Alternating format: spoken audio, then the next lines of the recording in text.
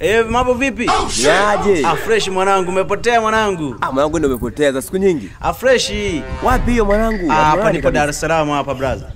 Masiara mwanangu unataka da? Vipi habari za hapo Bukoba? Bukoba mwanangu kwema. Mambo yanaenda? Tupo mwanangu, Mungu anasaidia. Sasa mke wangu nimempigia akawa hajapokea simu. Umeshamuona kwenye mazingira hapo? Mke wako wewe ushaachana naye mwanangu. Kuachana mke wangu? Wewe, si nimemwacha hapo Bukoba? Masiara mwanangu mudi. Kabisa mimi nimemwacha, nimeenda kusaka noti ndugu yangu. Mimi nipo napiga boda. Mke wako anaona kisikia siku na mshikaji fulani hivi wanaingia ndani, ana jamaa anapika na kupakua mwanangu. Mke wangu mimi? Mwanangu mimi kadhani labda ushaachana naye. Mke wangu mimi kabisa brother. Nakwambia mke wako wewe mimi sinamjua, shemeji kabisa. Mke wangu mimi nimemwacha Bukoba, nimeenda kusaka noti ndugu yangu. Pole sana mwanangu, ila itakuwa kwa sababu aliona umezengua umeenda mbali akadhani labda una mpango naye ndio maana. Brother acha kunikopesha, mimi naosha pikipiki nakuja Bukoba sasa hivi ujue. Mudi mimi siwezi nikakudanganya kitu, mimi nakwambia ukweli. Brother mimi nakuja ujue.